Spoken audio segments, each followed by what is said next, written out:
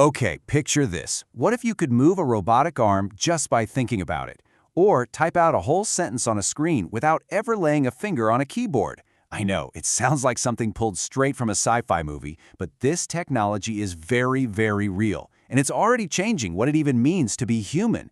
Today, we're diving deep into the world of brain-computer interfaces, where that line between our thoughts and our actions is getting completely erased. Just let that sink in for a second. Every single thought you have, every intention, even just listening to me right now, it's all just a massive storm of tiny electrical signals firing off inside your head. And that question right there, that's the whole idea behind the technology we're talking about today, brain-computer interfaces, or as you'll hear them called, BCIs. So how on earth do you do it? How do you actually bridge that gap between a living biological brain and a cold digital machine?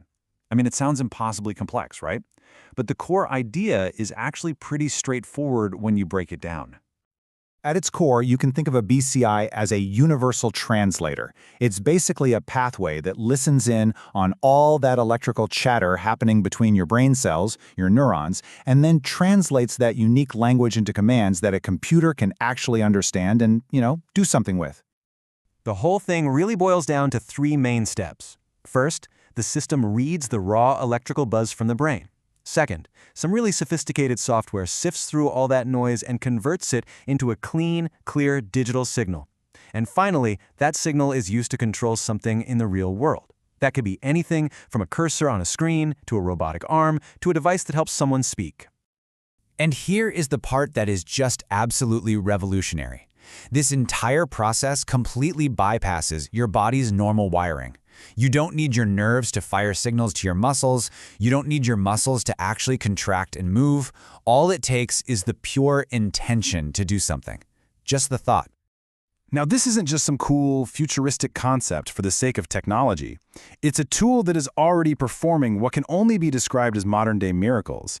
It's having a huge, profound impact on people who've lost their ability to move or to communicate.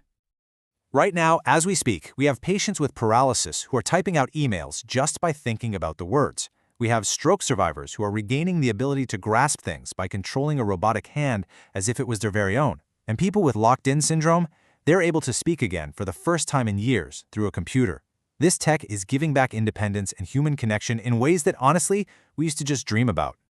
And I've got to stress this because it's so important to get. This is not some far-off theoretical future.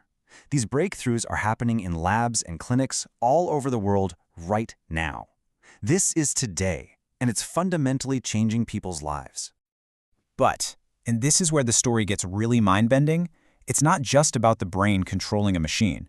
The truly wild part is what happens inside the brain itself.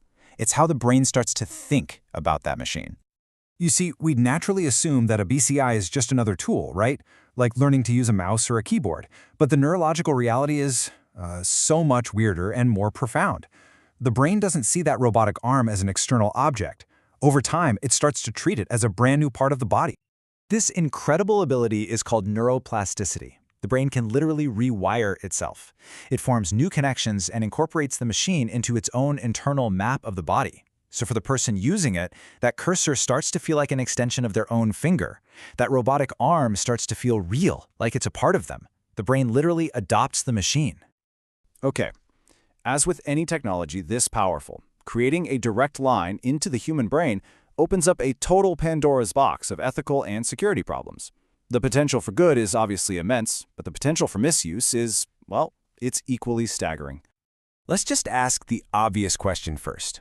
If we can read thoughts to control a computer, can someone else read them too? Can your thoughts be hacked? What happens when our innermost intentions are no longer private? And remember, this connection can go both ways. If we can write signals into the brain to, say, create artificial vision, what's to stop someone from writing or even rewriting our memories? And what about our feelings? Could this technology be used to directly manipulate a person's emotional state? Maybe to calm anxiety, or, in the wrong hands, to create fear or force someone to comply. This all leads to what might be the single most important question of all. Who owns the data that your brain generates? Do you own it? Does the company that made the device own it? Does the government? Right now, the answer is nobody really knows. Let that really sink in for a minute. Your neural signals are the most personal, intimate data that could possibly exist. It is literally the raw code of your identity. And we are just now figuring out how to access it, with almost no rules in place to protect it. So despite these really serious concerns, the train has already left the station. The forward momentum here is undeniable. So let's take a look at what the near future might actually hold as we continue to merge our minds with machines. We are looking at a future where BCIs could potentially help restore memories for people with dementia, or treat mental illnesses like depression with incredible precision by regulating specific neural circuits. We might one day replace our smartphones entirely with a direct neural link to information. We might even be able to communicate directly, thought to thought. When you get right down to it, with every single new breakthrough, that clear, solid line we've always drawn between our biological selves and our technology, well, it's getting more than a little bit blurry. Look, this isn't some future we're heading towards. In a lot of ways, it's a present we are already living in. We have opened a brand new chapter in human evolution, one where the boundaries of the mind are no longer stuck inside the skull. The only real question now is, where do we go from here?